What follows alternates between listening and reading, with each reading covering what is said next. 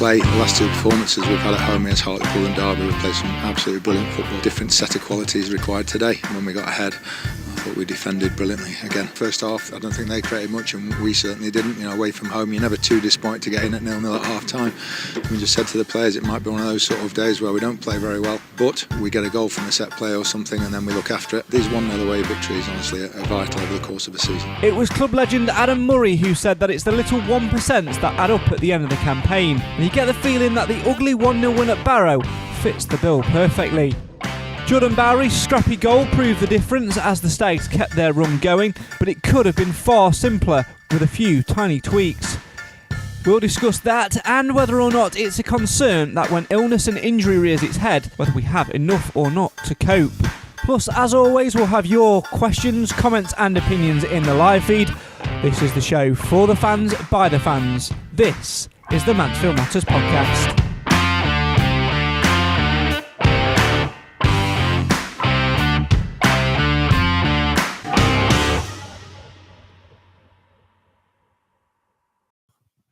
Well, good evening and welcome to the show for the fans, by the fans. Why? This is the Mansfield Matters podcast. Very good evening to you all and welcome to another half an hour, 45 minutes, however long we ramble on for a Mansfield Town themed chat. A little bit sparser today in Mansfield Matters HQ, but that just means that there's more biscuits to go around. Joining me to talk all things Barrow, to look ahead to Walsall and much, much more in between. We say hello to the voice of the Stags and the man who is still trying to get a football to land on a mat the size of a pizza slice, Mr. Alan Wilson. Good afternoon, good evening. Good evening, Craig. Good evening, Clive. Good evening, everybody. And the man to Alan's right-hand side, the man who made it all the way up to Barrow to have a nice KFC and watch Jordan Bowery scramble one over the line from half yard. And I don't even think from where we were sat, we actually saw it go in. Clive Parkin, good evening. Hello, Craig. Hello, everybody. Yes, it was an interesting experience at Barrow for all sorts of reasons. And I have to say, the man who was having a really shocking game won the game for us. So he can have a shocking game every week if he scores. Well, that's why we've titled this one, Alan, Beautifully Ugly, because for me, Barrow is quite a beautiful part of the world, actually, especially with the Lake District on its doorstep and things like that. In fact, you look over from the seats at the back of the Barrow away and you can see like a little reservoir-like lake type thing, beautiful behind, and then you turn your vision to the pitch, and actually what Mansfield Town put out was quite ugly in the end, but you take winning ugly. I think that was the picture you put on, weren't it, Clive? Because it's better looking out instead of in the arena. But yeah, very ugly match, ugly game from the sound of it. It weren't very, it was just a non-event really. But it was interesting to see, to listen to what Jordan Barrow said afterwards in the interview about it going uphill and being windy. You couldn't tell it. Nobody had said anything about the uphill bit and the windy and whatever. But it said second half, it sounds as if they came out, not all guns blazing, but a little bit better. And it weren't really a quality goal, but it was in the right place at the right time, which you have to be. Yeah, it's not the greatest place to go and play football, Barrow. It is quite open to the elements, and that's probably one thing we didn't quite consider from where we were. But the sun was shining as well, so it was actually quite difficult, I imagine, to try and get your vision right on that day as well. Playing football was, I think, the last thing on anyone's mind. Well, the trouble is this time of year, the sun's bright and low, and it gets in the way of lots of things, and it didn't help watching football. I'm sure it didn't help the goalkeepers either. But the pitch itself was nice enough. It was just on a really pronounced slope down to one corner. And, of course, as you've just said, there's not much terracing, and therefore the wind gets in, and it was quite breezy. But what a poor little ground it is. I know they're working hard to improve it, bless them, but it makes ours look like Wembley. It does, but they have been in the Football League for a number of years now. And have you ever been up to Barrow? Have you ever graced? No, I haven't. I don't think it's far from Whitehaven. I've never been to Whitehaven before. And then we followed on because we had some friends on holiday and we went on to Carlisle. And we actually went up to the Carlisle match to watch Stags. And no, I've never been to Barrow, and I don't think I'm missing a deal, am I? Not massively. I mean, I remember when I first went in the conference years and years ago, when the Stags first dropped down into that horrible league, the Dilly Dilly League, as Cam likes to call it on Twitter now that he's left Chesterfield Ladies so he can abuse Chesterfield men's team again. Bad from him. Anyway, it's one of those grounds where we first went, there was nothing behind the goal where we were this year. In fact, the away fans were at the opposite end, and you literally had the back of the goal here where the end of the table is, and then probably the back of the stand where the wall is behind you. And if there was a football coming flying your way, you had to get out of the way pretty damn quick. I was telling Clive, John Peers, when I can't get to the away matches, he always sends me a photo, and it just looked like a mismatch to me. It reminded me when I saw the stand in the middle. I know it's not quite the same, but it reminded me a little bit of Lincoln, because they've got that ugly stand that's just there, and not a deal else apart from round the side. Yeah, you've got a nice sort of stand on the side a little bit with the seating and the Barrow on it, which could very easily stretch the full length of the pitch. And then the opposite side is, it always makes me chuckle, because obviously it's the press box where I first started my career back in 2009. I've been there and commentated from there numerous times, including last season. It's in the middle of a terrace, so when the home fans are stood up at the back and you're sat down in this table that they put up in this little shed, you can't see. So you're standing up commentating inside, and then because it is inside, they shut the door. So you've just got everybody in. You're commentating in a room like this, right? But somebody cottoned onto this after a few years of doing it, and they drilled some glory holes effectively at the top of the thing to shove your microphone through to get a bit of atmosphere. So it's always a good experience. There all was when I went. So it's always a nice little ground, which I quite like. But I know a lot of fans are disappointed with it. I imagine, a lot of away fans were disappointed because that terrace on the corner, you can hardly call it a terrace, can you, Clive? We found a lovely space to stand in when we first got in the ground. Then we got this nice steward over our shoulder going, "Can't stand there, lads. It's the gangway to the food." No, it's our pie run. It was the pie run. But we managed to see after a while that not all of the seats were full, so we blagged around the corner and got in there. But I mean, that seating stand is a little bit of an afterthought as well. I mean, when they first got promoted back into the league, there was no.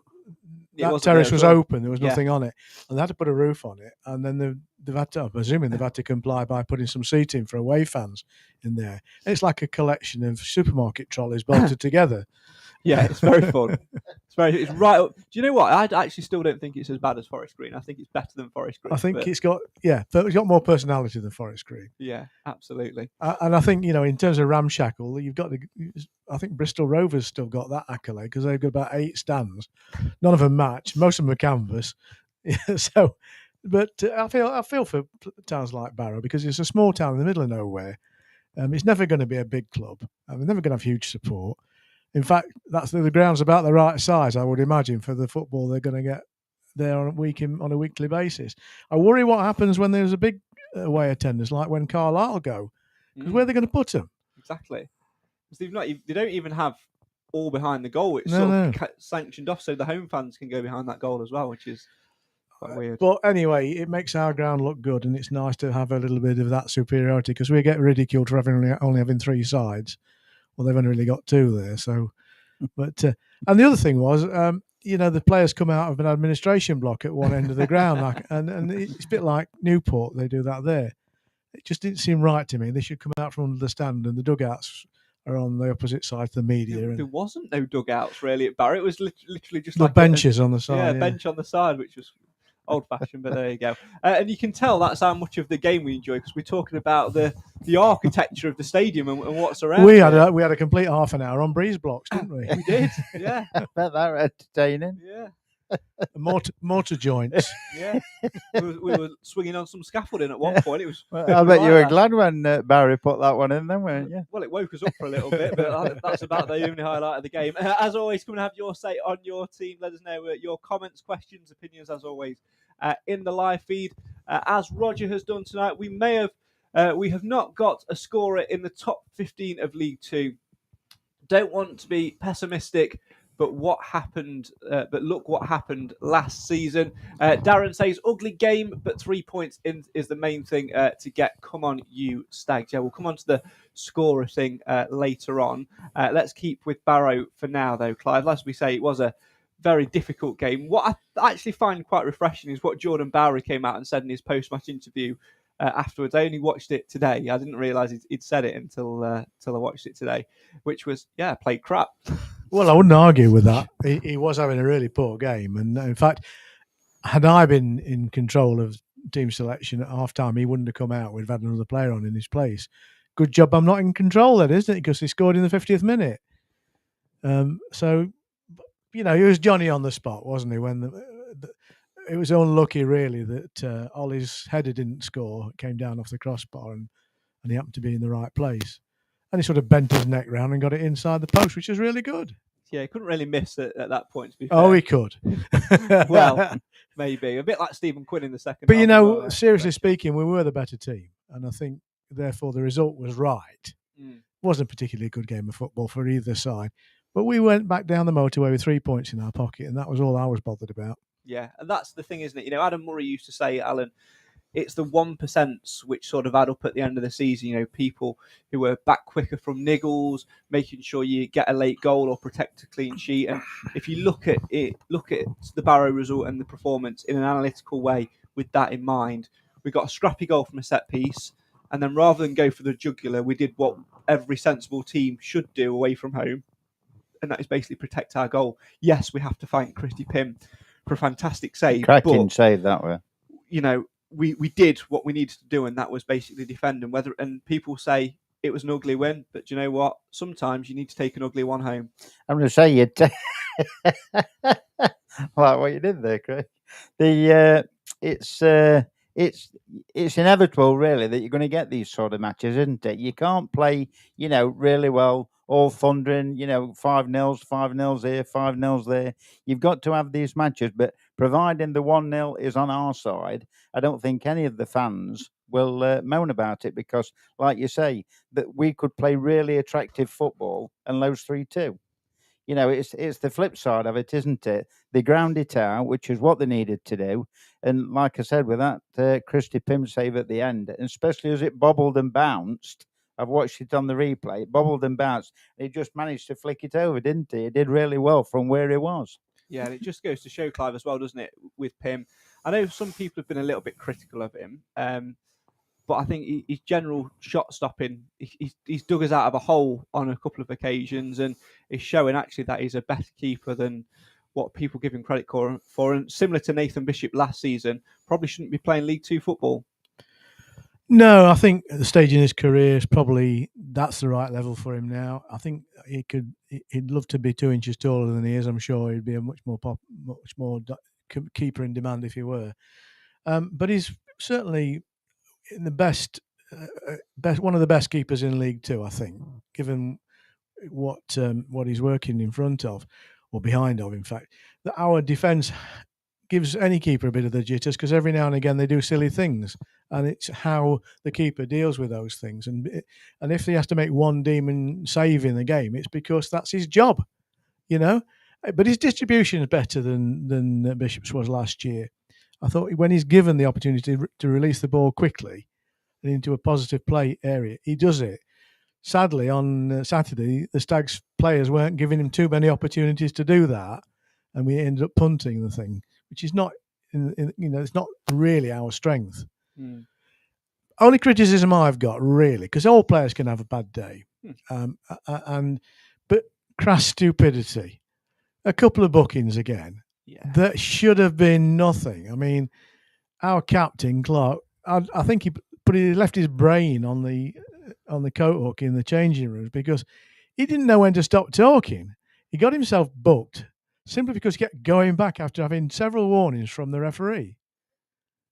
And then O'Toole, why on earth he wanted to upend a player on the halfway line, I don't know. It's what John Joe O'Toole does. It's his bullish nature. It's the professional foul, isn't it? Or they deem it to be a professional foul because he'd got by him. Yeah, I think the Clark one's a very fair assessment, Alan. I think that sometimes I bet Nathan is now gutted that he's not here tonight, because he'd be loving this at the minute. But that's Ollie Clark's negative. Everyone has the scales, don't they? Of the good and the bad. Sometimes they balance each other out. Yeah. The bad outweighed the good on Saturday, and it was that stupidity of, he is the captain, so he's got a right to go and challenge the referee more than other players have, because that's the captain's responsibility. But with that in mind, sometimes, like Clive says, you've got to know when to walk away. You've got to know when to bite your lip, and you've got to know that this referee's not listening to me. This referee's a muppet, but there's only one outcome. He's got the cards in his pocket. Exactly. And like Nigel Clough said in his post-match,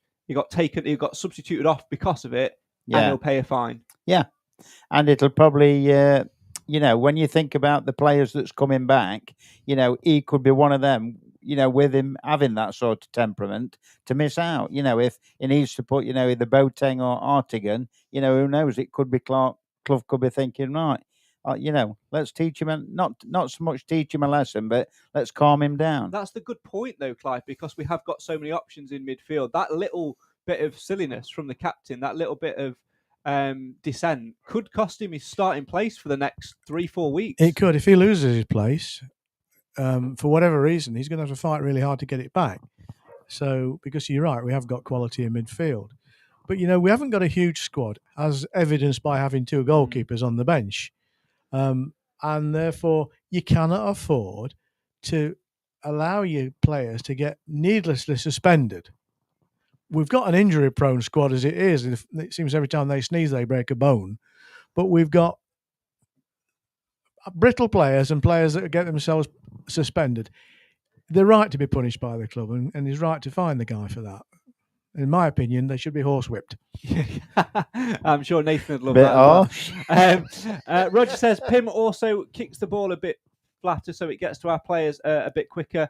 The only thing Pim lacks is height, but that's a minor point. Yeah, absolutely. Keep your comments coming in. Have your say, your comment, your opinions, your questions, anything Mansfield Town related. Let's stay on the topic of injuries and illnesses for a second, Alan. Will Swan, can we get him a new immune system? Because he seems to be ill every other week. Yet again, he missed the trip to, he played really well against Derby and really impresses. Nigel Clough even said he had probably the best running stats he's had. Really, really impressed. Probably would have got himself in the frame of mind for a starting berth against, and to be fair, that's probably what we lacked a little bit on Saturday, a little bit of pace to run at them. And then comes down with a viral infection. And, obviously then you have to take yourself away from training because you've got to minimise the risk on an already threadbare squad. But that puts him back another week. He might not even be available now for a starting contention for another 3. Yeah, it's just one of those things, Craig. It can't be helped, can it? Poor lad, he probably does suffer from illness. Who knows? I mean, Barry had it, Hawkins had it. There was 1 or 2 others that had it, the illness, but they came back the week after. So who knows? It might just clear up and it might be on all cylinders. But going back to what Roger said, for a second about Christy Pym, have you noticed how many times he actually comes out for the crosses? He comes out for the crosses and he gets more than his fair share. If he can't get them, he punches. Admitted on Saturday, I watched it back, and he missed one, where they headed it over, and I think we cleared it nearly off the line. But he does come out for the crosses, and I think that's something we've missed since Mazza. Yeah, absolutely. It's definitely something to consider. Let's go back to injuries again, Clive. Like you said, mentioned 2 goalkeepers on the bench. I don't know whether that's a thing to make us have 7. I don't know whether there's a rule or not. Somebody, I'm sure, will clarify that. If you can't name 7, I don't know whether there's a financial implication on that. I'm sure somebody will fully know the answer to that. I don't think so. I don't know whether there is or isn't, but no. It would have made sense. Why? Because you wouldn't really put 2 goalkeepers on the bench, would you? But was he actually changed? What do you mean, Colin? Was he actually, in the gear? No, but he was named on the bench. Oh yeah, no, he was in his staff. He was in his staff gear. I thought so. It wouldn't take long, would it? If he needed to come on to get ready. I know that, but I just, and to be fair, you'd be quite annoyed, wouldn't you, if Pim got injured and then the gaffer turned around and went, "Adam, you're on," and Scott Flinders is sat there like, "Come on, run as a penalty shootout, then, would I?" I've got to believe there must be some rule because there's no sense in doing it otherwise. Yes, because he definitely wasn't going to play him, was he? I mean, there was 0 chance of him needing a 3rd keeper in the game. And we've done it a couple of times as well. We did it a couple of times last season. We had Owen Mason a couple of times and Louis Turner, I think. And we had that Partington and all in the year before. We had Partington as well. Yeah. I mean, without going backwards, I just think we have too many substitutes anyway. But that's another thing. We have, everybody has to work the same set of rules, and that's why I think there must be some form of mandate that says you have to name 7. You have to name 7 now. Ultimately, you're not obliged to play any of them. So I don't know why they need to have that rule. I mean, I think it's important to say you shouldn't have more than 7. But we'd struggle. But I think I'd have to say credit to Clough in the last few games. He's used his subs very well, I thought. Yeah, which is not something we've always been able to give him the credit for. In fact, my biggest criticism was being that when he sees things that needs to be changed, he leaves it too long to bring subs on sometimes. Doesn't give him enough of the game to try and make an influence with. But I think we have... Everybody talks about Mansfield as being a money bags club in League Two. Clearly, we're not. We're not. And we I've don't said it have... for years we that haven't we're have not. a big enough squad. And in fact, the fact the squad is the size it is, after we've taken the decision to put younger players out. Now, I think it's good for the younger players, but I also think it's good for the wage bill. And I think Clough is managing a tight financial model at the moment, which means you can't have lots of players. But it does also mean that the players you've got have to try and stay fit and avoid injury. And we're patently not that good at that. Yeah. There is a bit of a concern, I think, for me, Alan, that we are a quite injury-prone side. Obviously, Kieran Wallace being absent from Barrow speaks for himself, because that's the protocols of football nowadays. He went off with concussion. He was a concussion sub on Tuesday, hence why we used all 6 outfilders. So he had to miss Saturday. If we had a game Tuesday, I think he'd probably miss that as well. He should be available for the Walsall game. Then obviously Rhys Oates out for longer term anyway, and Kel Gordon groin, considering he probably could have potentially risked having him involved, but there's no logic in that, considering the distance we travelled, being cramped on a bus. It does more harm than good. But yeah, it is a little bit of a one. I don't know whether you're damned if you do, you're damned if you don't, because people are saying, "Oh, keep the younger players around because that's the opportunity for them," but it's not, because as soon as if Kieran Wallace was available, he'd have been on the bench. If Kel Gordon was available, he'd have been on the bench. And where are those younger players sat in the stand, not getting the development they need? So you've got to get them out. It's a fine line. I still think that there should be some emergency protocols in there. If your squad gets below a certain number, say 15 fully fit players, including goalkeepers, that you are allowed to bring either a recall or a emergency loan. Remember years and years ago, you could have the short-term loans, couldn't you, for a month? I think that should come back. So Well, that's what Nigel was on about, weren't he? Yeah. He said he would love that, because it's good for one for the player and good too for the wages. Yeah. I think Nigel belts on about having players that are versatile and can play in lots of different positions. That's true. And if you've got a small squad, they've got to. But it doesn't always work. And, horses for courses and all the rest of it. We've got a settled side when they're all fit and available. And I think a promotion winning side. But it's just that little bit edgy in that it doesn't take too many bits of bad luck now. We could be in the same pickle as we were in the first third of last season. Yeah, that's my worry, because, you take away... We did struggle at Barrow. There's no getting behind that. We struggled, but we got an ugly win and we did enough to get over the line. And again, no disrespect to Barrow. They were up there. They've started really, really well, but it's still early season. If we'd have maybe played a Stevenage side who were really, really firing at the minute, or a Leighton Orient with those considerations that we had on Saturday, we'd have come away and we'd be talking, I think, about a heavier defeat, because I don't think we'd be able to cope with that. So I am a little bit worried about the squad depth, but you're damned if you do, you're damned if you don't. It's the same for everyone, isn't it? So it's all about managing, getting through it. They've got to manage what they've got, and look after what they've got. And if it means resting a few, to bring others in.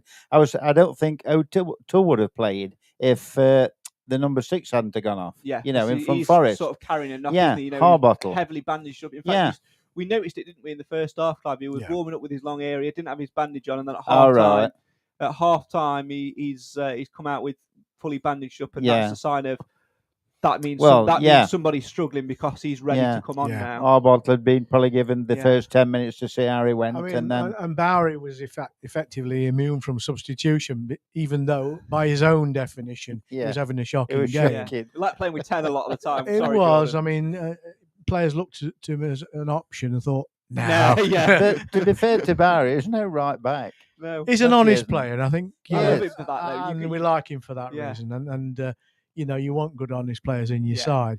And on his day, he's as good as anybody, but he's not having that many days at the moment.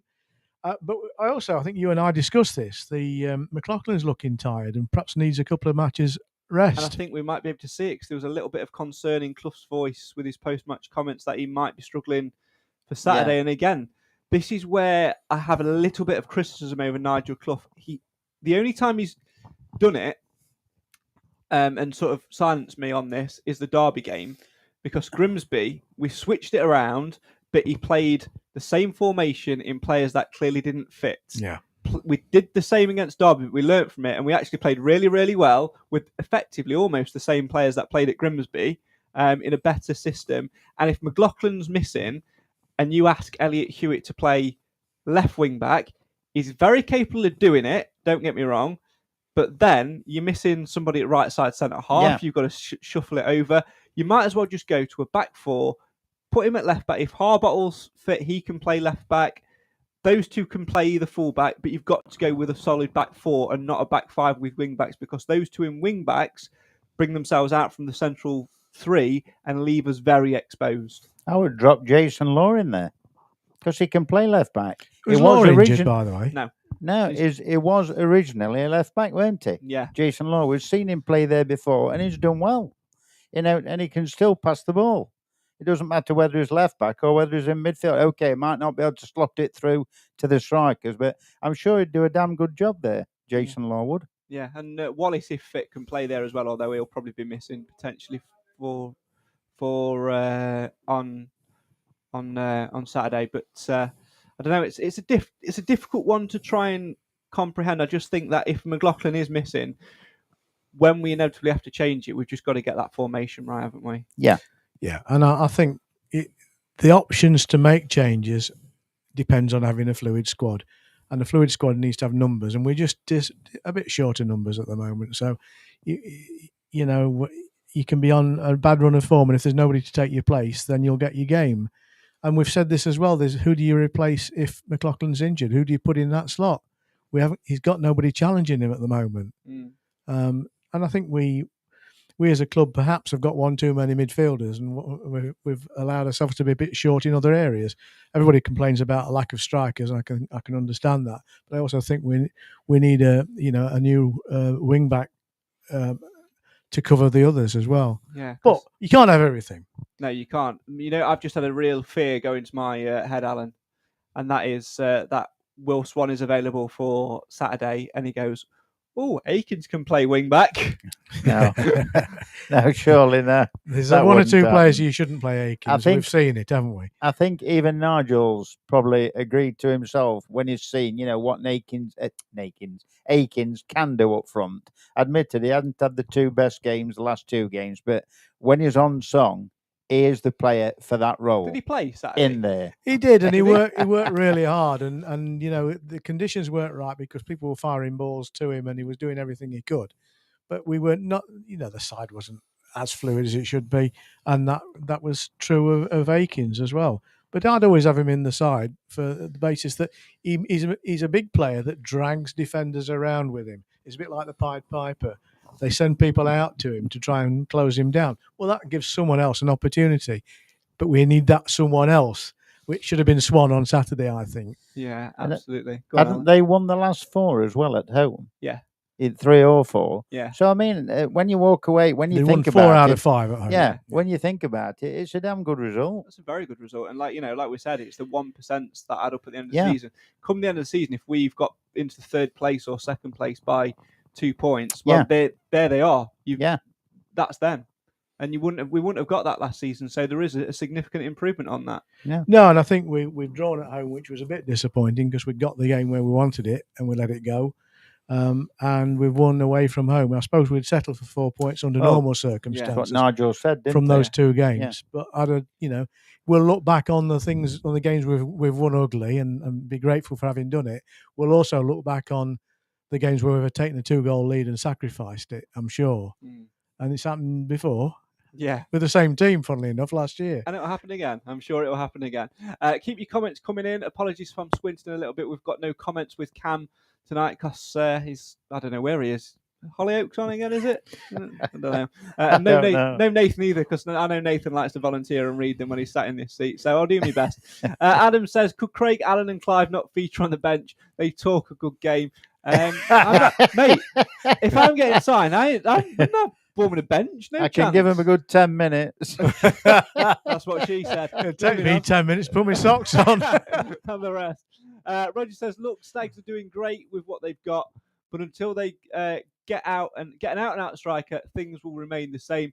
I don't know the money and politics of getting players, but that's the missing link, in my opinion. Let's touch upon that a little bit, because you mentioned it a little bit earlier on, Clive. We've sort of flirted around it for a number of years since Clough has come in.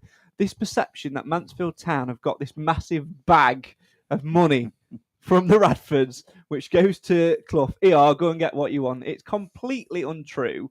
And I've had this argument with so many fans on so many different podcasts that actually, if you were to probably pinpoint where Mansfield are financially in this division competing, I don't think it'd be top 7. I think it'd be probably top 10, but lower part of top 10. And this whole thing of getting money, you look at what Nigel Clough has done. The players that were here when he first come in, there's barely any of them left. He's done well to get them out, get a much better squad in on less money. Exactly what he did at Derby. He's balanced the books a little bit, and he's got us a good place competing. But that comes at a cost. When you're trying to get good players in, and you've got a decreasing budget, it leaves you less wriggle room, doesn't it? It does, but that's, in my opinion, that's when the other players have to step up, which they are doing to a degree at this present time. Now, who's to say that when Oates doesn't come back, he's going to rattle through with 10, 12 goals, one after another?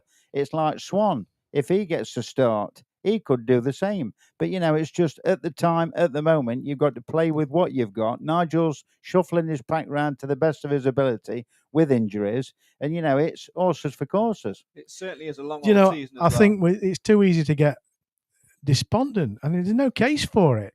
I mean, we've got 23 points. Which is more than and we're in last year. 6th position, 5th or 6th, is it? 5th. Yeah. 5th. Same period last year, 10 points, and we're in the bottom 3. So we've absolutely nothing to worry about on the basis of those stats, provided we can continue to perform as well as we are doing, or better still, to perform as well as we did in the second half of last season. Yeah, we've certainly got to give it a push, haven't we? And if we win every game ugly 1-0, we're promoted. Yeah. And we wouldn't mind that at all, would we? We'd be sitting here thinking, job done. That's all we ask for at the end of the season. Sometimes you've got to take the rough with the smooth. Let's have a look at some more comments. Jono says, this is an issue I was talking with to Craig about in person on the first day away at Salford on the first day. I can't remember that, but there you go. We've got endless players that can fit in numerous positions in different formations. I'm not sure anyone knows what our best 11 is, simply because we've got that many options. Yeah, I would certainly agree with that. Roy says, let's not forget that Barrow were above us in the table. Yeah. Adam says, the Clough heritage is frugal on a budget. I don't think he would be good with a bigger budget. That's a very interesting point. He's that type of manager, isn't he? That does wonders with perhaps small things. The Radfords have said, look, we're going to give you a bag full of money. Go and get Haaland, or whoever you want. And he said, no, I'm not good with a big budget. Give me a small budget. That's what it's done. That's what's happened. I don't agree with that one iota. I don't think any manager would turn around and say, no, you're all right. Put your checkbook away. Take a zero off that, love. You're all right. No, it's fine. No, I think he's very good at what he does, with balancing the books. And I think if there was one, is it January when they come in again? Yeah. If there was one, and we were still struggling, or, if Oates wasn't firing on all cylinders for whatever reason, I'm sure the Radfords would help him out if he'd seen one that was, able to come. And I'm sure they would. You can always dip into the free transfer market. We've had we have a number of players training with us at different times to keep ticking over. They're not daft. They know exactly what they're doing. They've always got irons in the fire ready for the next move. So it's just about. And he must have thousands of contacts. Oh, yeah. Hundreds of thousands. I think January we might see some new blood anyway, because you're going to have a much clearer view of what you need when you get to that point in the season. And where we are. Yeah. And of course, the situation with Johnson at Walsall, it'll either be he comes back, which is highly unlikely, or they buy him offers at a decent fee. We can then invest that and money. That money is available to the playing budget. So I think there's going to be somebody, and I would imagine that, like many fans, he would like another striker. Yeah. But the market's not teeming with good strikers at affordable money. I'd like another £10 my wage packet, but sometimes it just doesn't happen. Plus the fact, remember, the Charlton lad that was all but signed and sealed. You know, Exactly. that fell deal, through. That deal will probably And happen.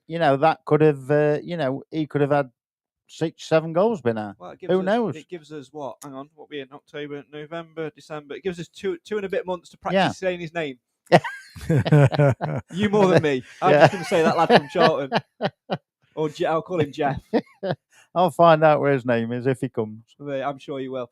Nathan asks, has Seamus left? I don't know. It would appear so. Yeah, let's just go. Probably, yeah. I mean, it's a question we've touched upon before.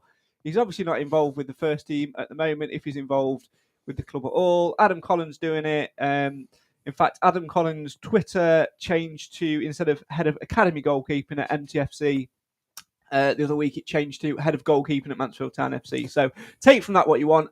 I don't know. I don't have access to those contacts or areas of finding out anymore. I know about as much as you, but I would presume, yes, he has.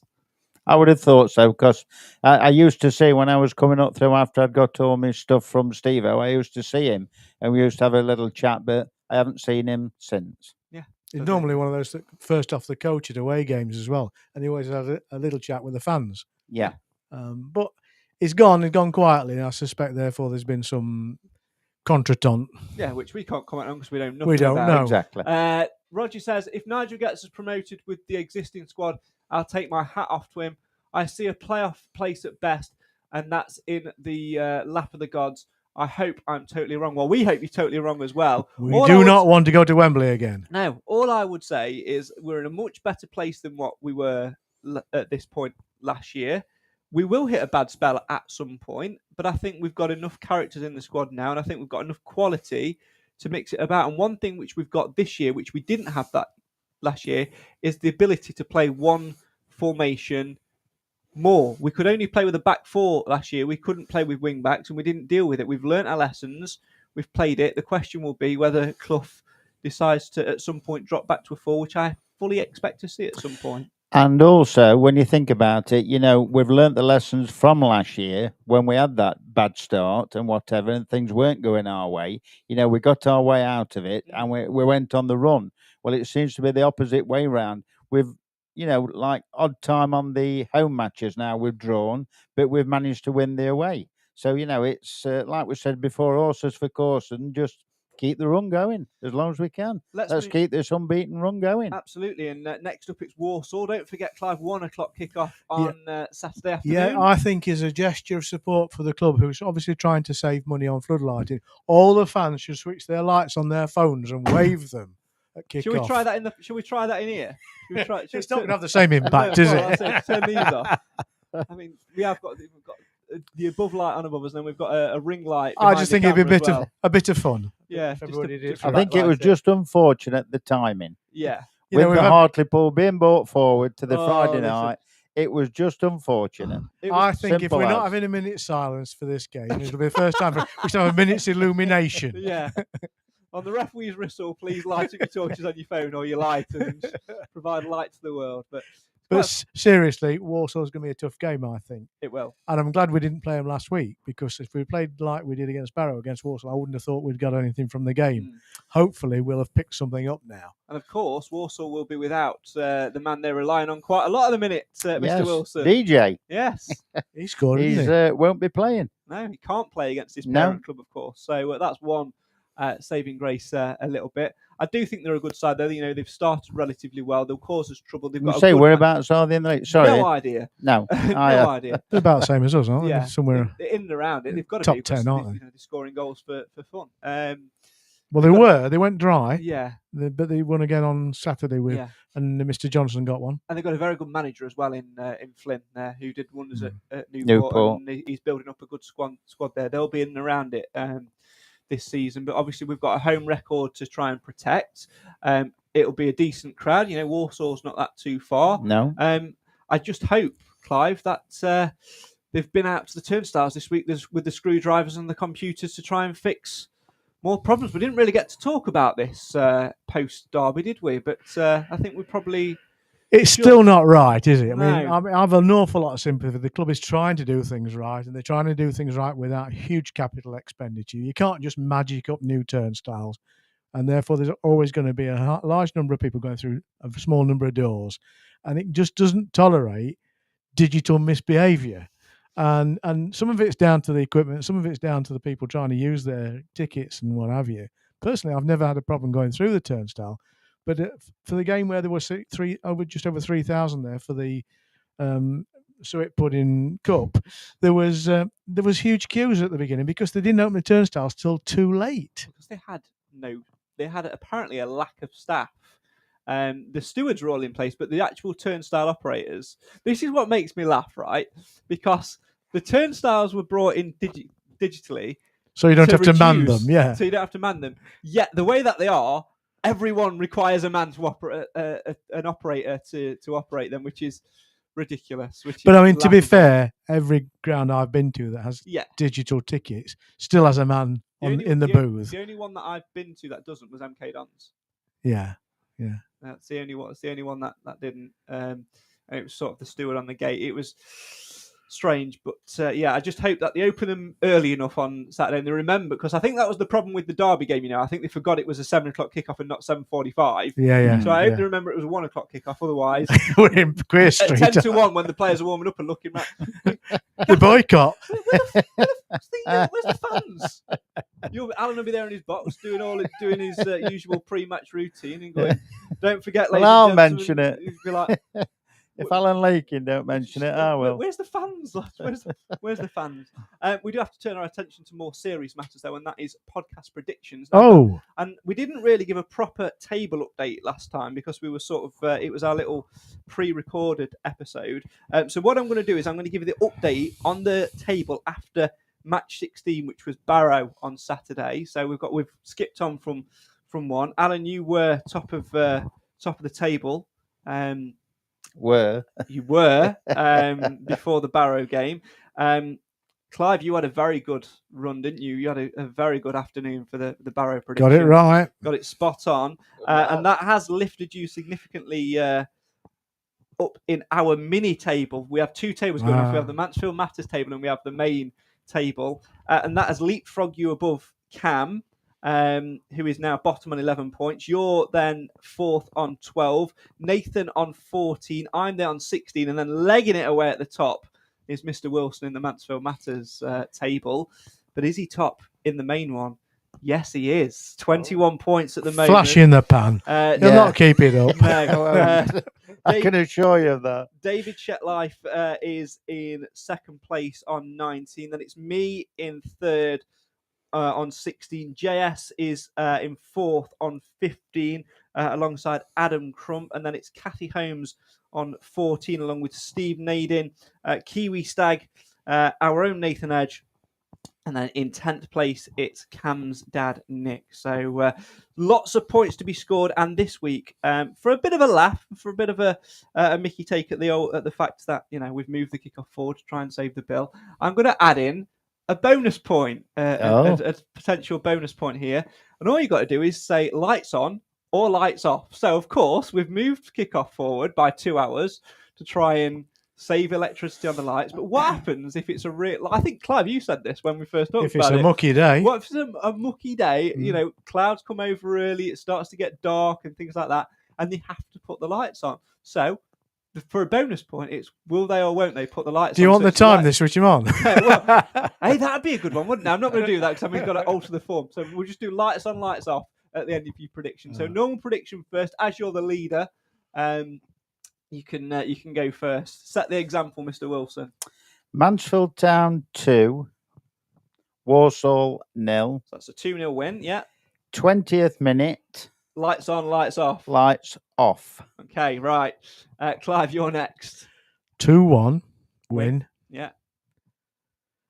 No goals in the first half. It's going to be 59 minutes. Okay. Lights on. Lights on. He's gone for it. He's gone for it. Which way am I going to go?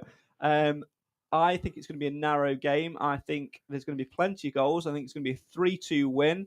And I think we will score. The first goal will be scored in the 17th minute. And I think lights on. I think they're going to get switched on. I think they'll panic towards the end. I think they'll get switched on. So there you go. get your predictions in via the link in the description. Remember that you must do it 1 hour and 1 minute before kickoff, and you must use the link in the description. Comments via social media, DM, all that sort of stuff will not count. Only the ones via the link do count. So make sure you get involved with that. And remember, for a bonus point, lights on, lights off. So there you go. Bit of fun for Saturday That's afternoon. like Karate Kid, isn't it? Wax on, Lights on off. now, lights off now. That's it, something like that. Because with fun comes the other side of things. I don't know if you're aware, but today is actually World Mental Health Day. So I wanted to take a little bit of time on the podcast to talk about that. We've spoken about it a number of times before. I just think that this is a good forum to do it because generally we have a male-dominated audience. There are females that do listen to the podcast, but generally the stats do support that it is more of a male-dominated environment, and blokes don't necessarily talk about mental health, but football is a common thing for us. It's why we started this podcast years and years ago, to give us something to focus on and things like that. And I wanted to just share a little bit of a story, really, and that's being honest about how you feel about things in life and when it comes to football. And I wanted to apologise a little bit to our audience, if I'm honest, and that is, I feel that this season of the podcast, with what I think 17 episodes in now, I feel it's not been as good as last season's, if I'm honest. I don't think it's been up there. I don't think the enthusiasm has been there. Not from you, from Nathan, or from Cam when he doesn't watch Hollyoaks, but from me.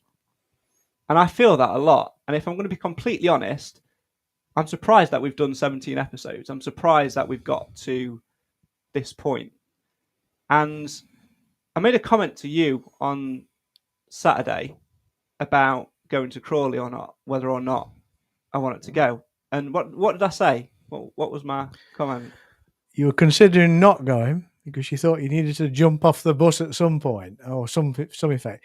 I think I took from that you felt going to every game was some form of habit, like collecting programs, that you're frightened enough to stop him. And then when you do stop, you wonder why the hell you were doing it in the first place.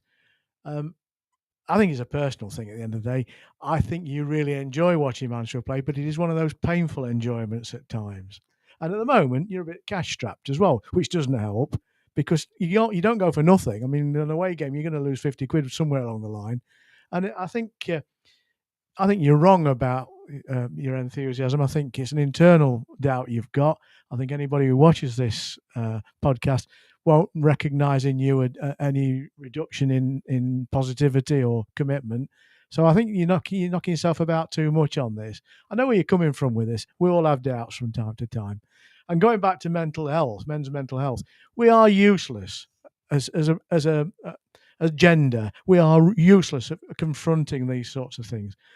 I'm always envious of anybody who's got the emotional capability to talk about these things. I am the world's worst at discussing emotional things. I'm often described as an emotional brick. At least I think it's brick, they've said. But, and I think that makes it hard for people to help when you don't communicate very well. But I don't think I'm on my own. I think lots of men are the same.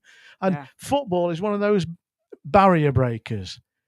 The football in the community initiatives is one of them.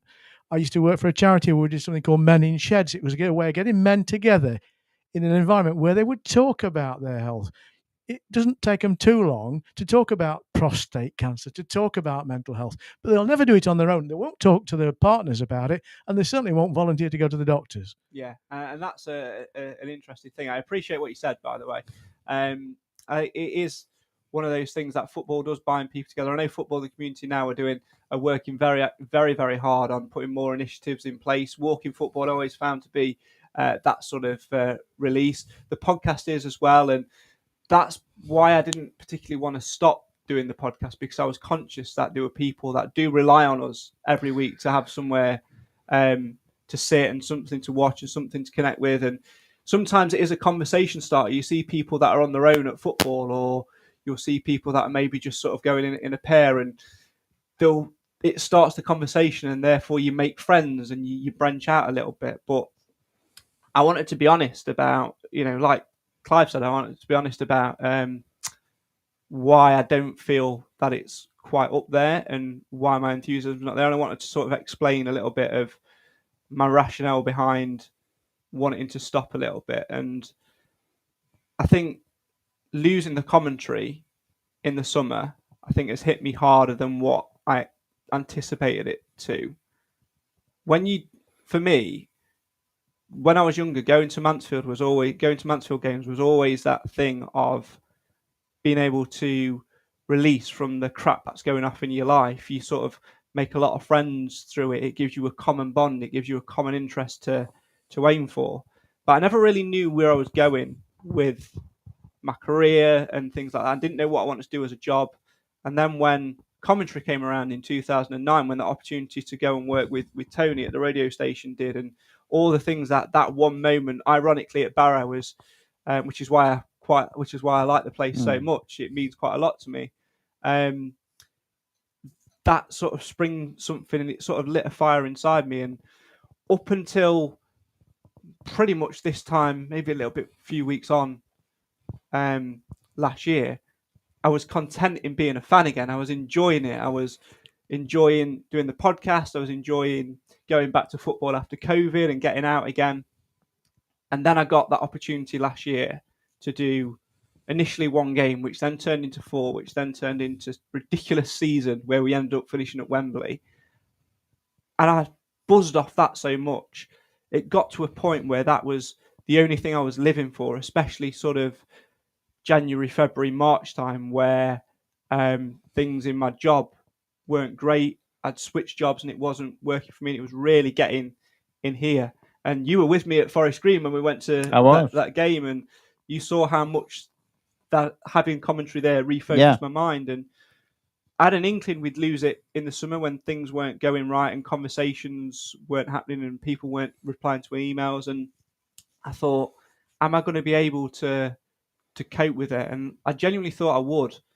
And then I think at home games I'm there, but away games I'm still not. And I think if somebody else came along and said, I'll do this podcast, I'll take it off your hands, I'd say yeah. But I don't want this podcast to end, and I feel a weight of responsibility on my shoulders for people that are out there, that are watching, that are listening, that are relying on this every single week.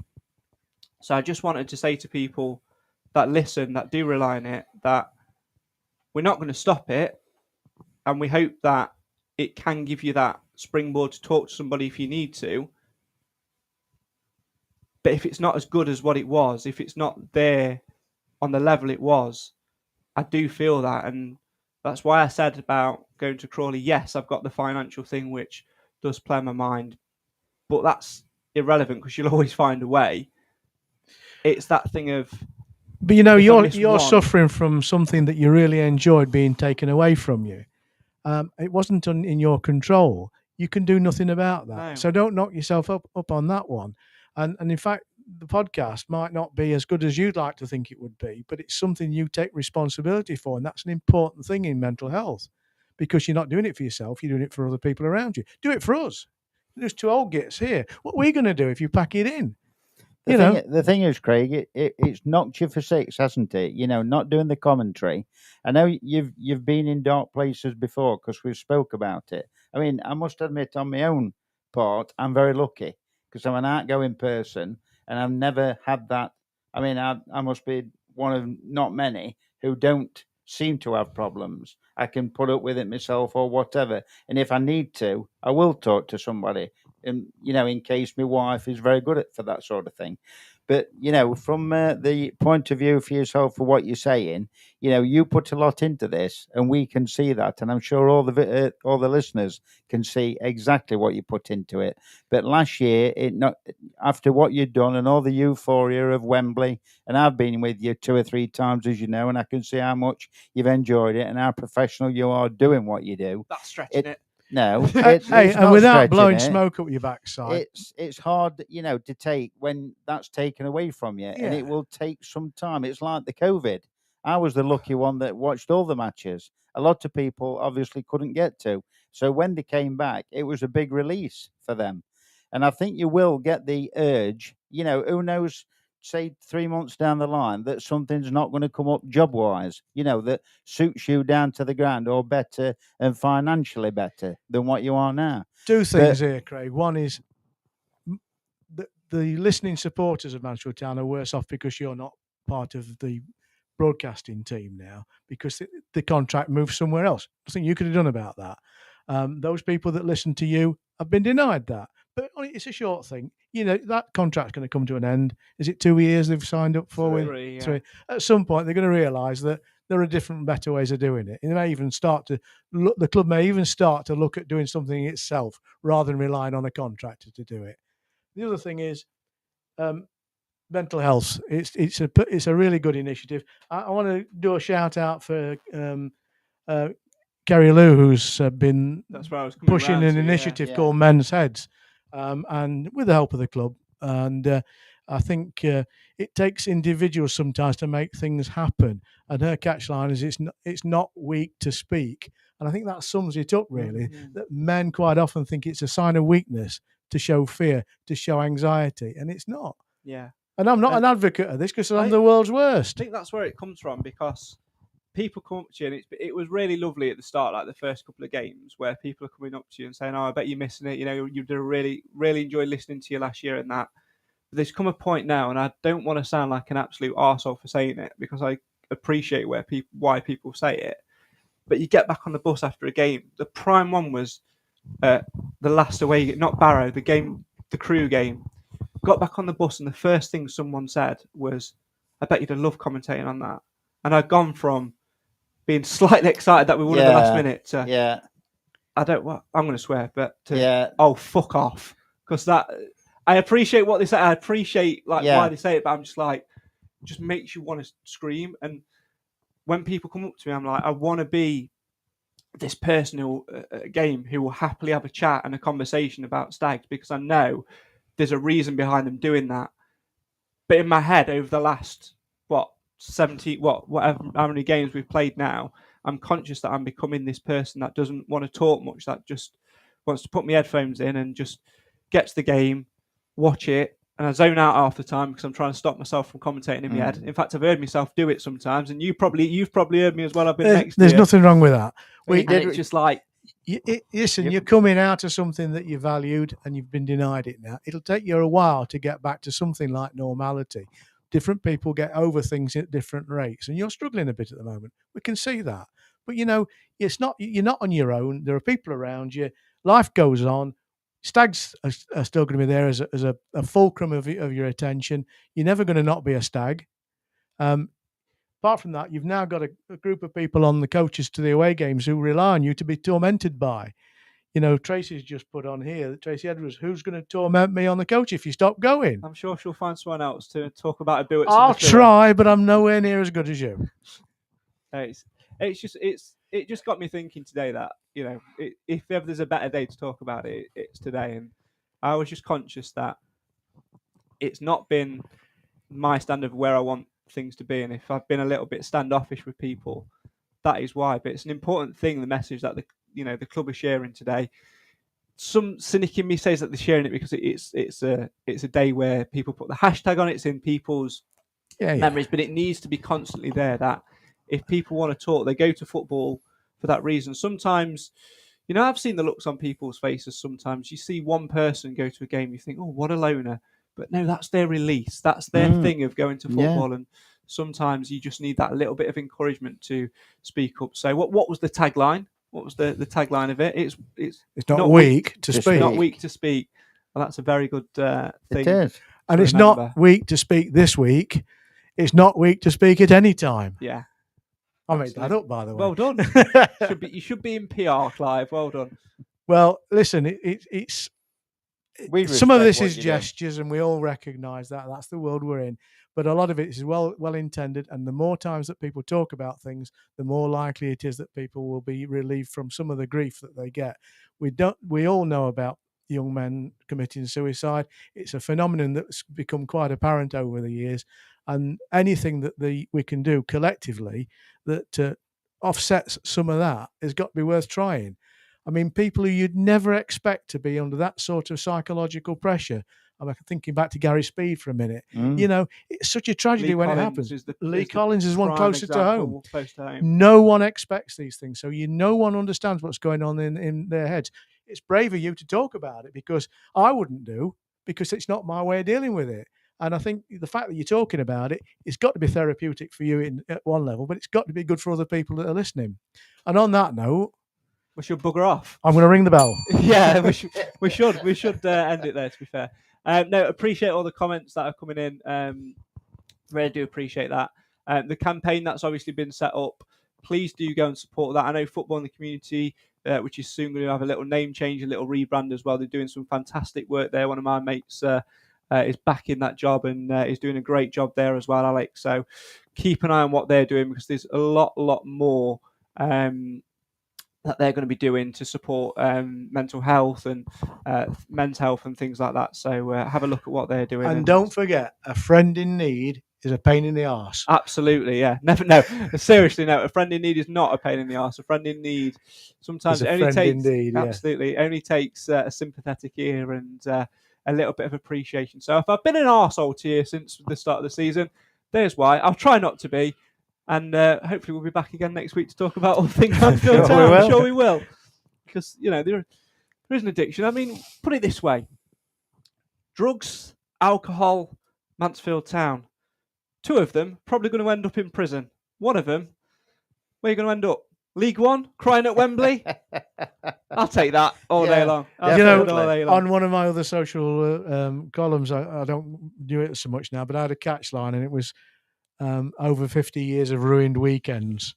And that's what Mansfield Town is for a lot of people, isn't it? And yet it gives you that something you can't put your hand on that says, I'm addicted to this. It gives me pleasure. It's perverse pleasure sometimes. You think, why the hell have I been one of those 2,000 people that turned up in the rain to watch us lose to some nondescript team in the National League, or the Blue Square League when we were in it. Blue Square. And you get by that, you get on, and we actually, in a fairly, comparatively speaking, Mansfield Town supporters are in a joyous place at the moment. Let's keep reminding ourselves of that. Yeah. Although, if I could ask one little thing, just one tiny thing, if I could change, can we find more than one bloody song to sing? Yes, it's getting a bit tiresome. Do, because, in 1980... No! Shut up. The Rovers Cup. 70,000 times. I'm sure we'll dig out some old songs. No, seriously, if you are feeling a little bit vulnerable, if you are feeling that you want to talk, our doors are always open, our messages are always open. There are plenty of better services out there than us, though. Please go and seek the help, because honestly, it will be the best thing that you do. And you know what? If you can find a football club to go and follow over a weekend to get you out of that mire, sometimes they might drag you into it, but that's only when you lose 5-4 when you've been 4-0 up. So it's all good fun. My thanks to Clive, my thanks to Alan for joining us. Nathan and Cam will be back with us next time, hopefully as well, fingers crossed. Make sure you are too. By the way, if you want to get yourself on the bus to Crawley in what feels like about 70,000 weeks, prices will be out soon, but you can text the travel line right now, and the number that you need to call or text is 07967 689 597. Expertly done. Galvanised, solidified, toxicity. Clive's been wanting to ring that bell for the past hour. And can I do a 1 minute or last shout out to Natalie, your partner, for making homemade jammy dodgers? Beautiful. Okay? Oh, well, I'll get you some to take with you. There's plenty in the fridge. There you go. There you go. I haven't got anything else to say, to be honest. So thanks for watching. Bye.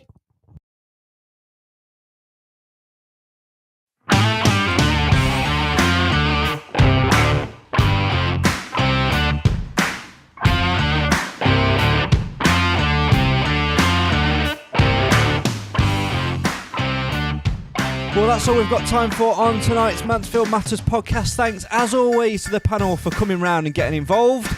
And, of course, to you guys at home, too, for getting involved in the live feed, whether that be with a comment, a like, a share, or just by sitting there and enjoying ish the content. Don't forget to get involved with podcast predictions ahead of the Walsall game. You must make sure that your entry is done via the link in the description 1 hour and 1 minute before kickoff.